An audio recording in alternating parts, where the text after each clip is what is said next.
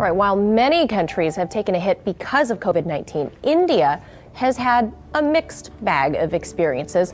Now, some have criticized the lockdown measure imposed on the country's population of some 1.3 billion just a few weeks ago, forcing migrant laborers to travel back home on foot. India has been reporting low numbers, though, which some say has to do with factors ranging from the climate to relatively little testing happening. But on Monday, a record high number of new cases were reported. Now, one Indian state looks like the mirror opposite of the rest of the country, and that is the southwestern state of Kerala, where the slogan "Break the Chain" has helped mobilize the population to flatten the curve. As the IMF, you lend money to countries, which means you can learn a lot about what countries are going through and what they need. What have you garnered, from your insights into what countries need right now? So the first thing I just want to flag, Trevor, is that we've had over 90 countries come to us to discuss financial assistance.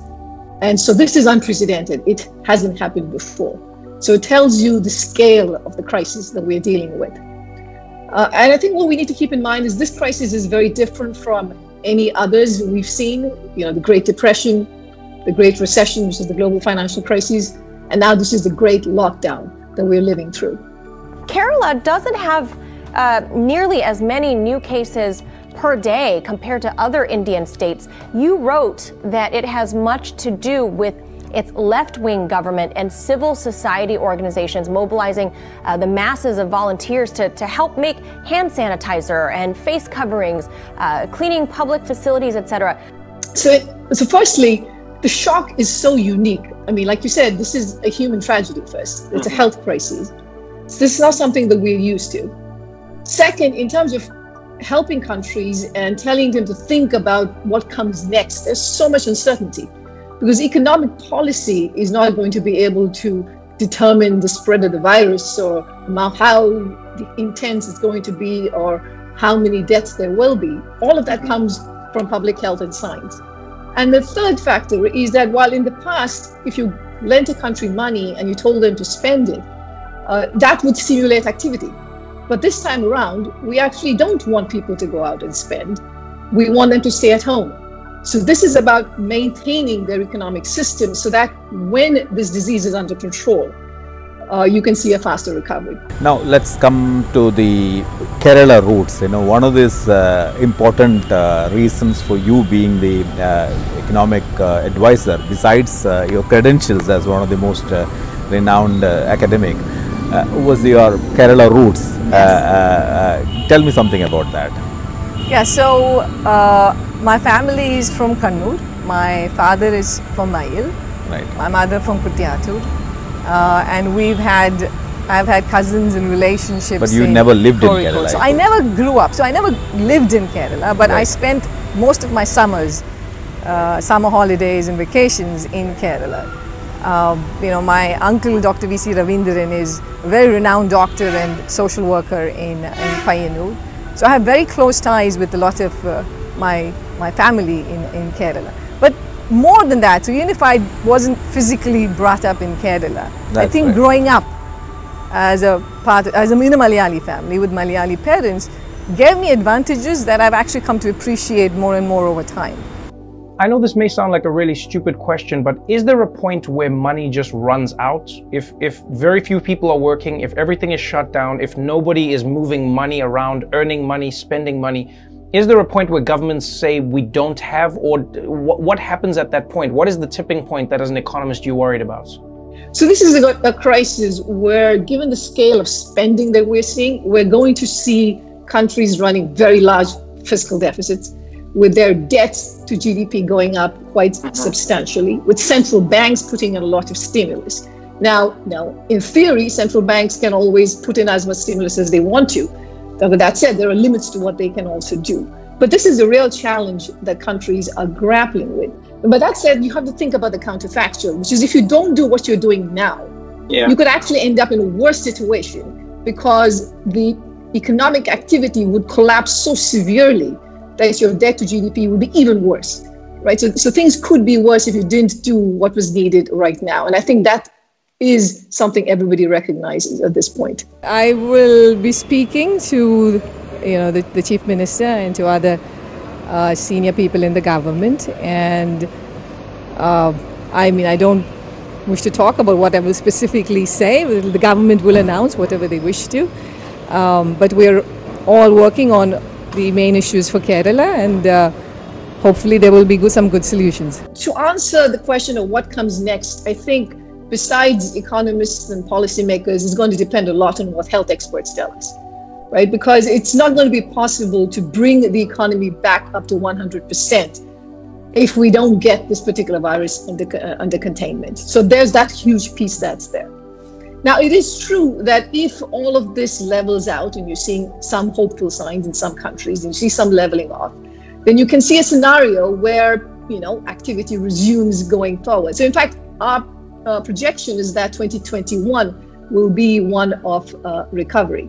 But there's so much uncertainty at this point. If the containment measures work, and this is not a very prolonged period, if people can get back to work much more quickly, then we can think about a rebound coming, and the policies that have been put in place, if they're effective, then we can see a rebound happening.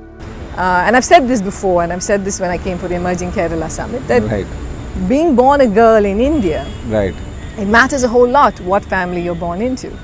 And being born into a Malayali family, and a matriarchal, which follows a matriarchal system, Right. I always felt, loved, and I always felt I had a high sense of self-worth. There were, I never had ever this perception that I was second-class relative to boys, and that gave me confidence. My parents gave me all their education, all the health care I needed, nothing was compromised. So all of that were blessings that came to me, and I identify that a lot with Right. having I remember you mentioned my roots in Kerala. You mentioned exactly these things when you came for that, Yes. Emerging Kerala Emerging Summit, Kerala Summit, and in that speech also.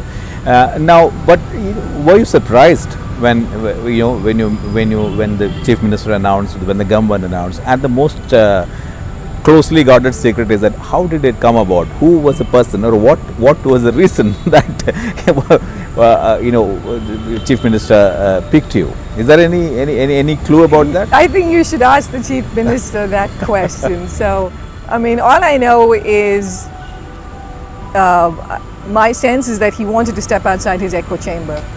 So before I let you go, we're obviously talking about the economics of a health crisis that has affected every aspect of human life.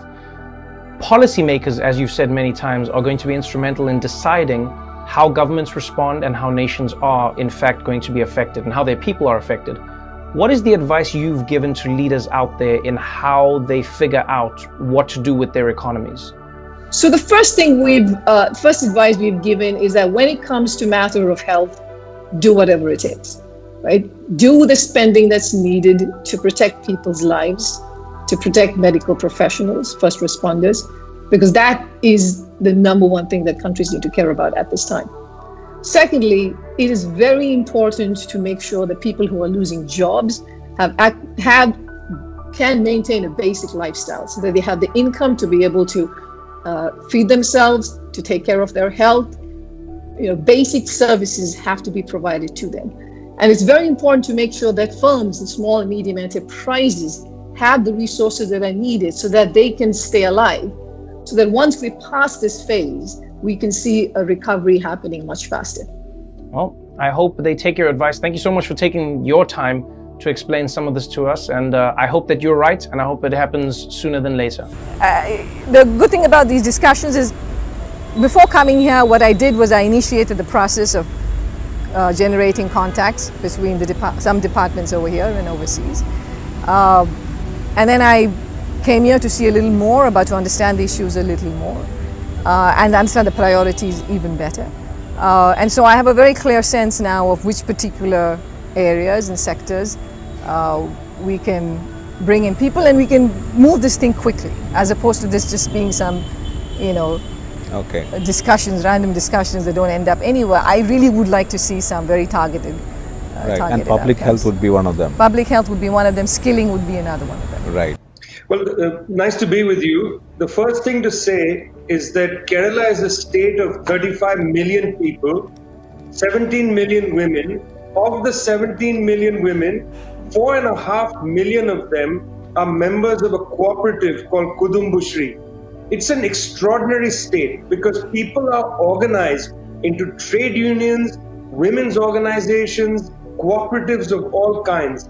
And when the first news came from Wuhan of the possibility of some kind of virus, the health minister, K.K. Shalja, immediately went into action. You know, she is a science-based person, not a fantasy-based politician, and her science-based, evidence-based thinking led her to call upon public groups to act, very swiftly. The state went into action, public groups went into action, they built sinks at bus stations, they created hand sanitizer, they made masks, a variety of things. The combination of swift state action and an amazing public kind of awareness really helped keep the number of infections low, the number of people who died very low.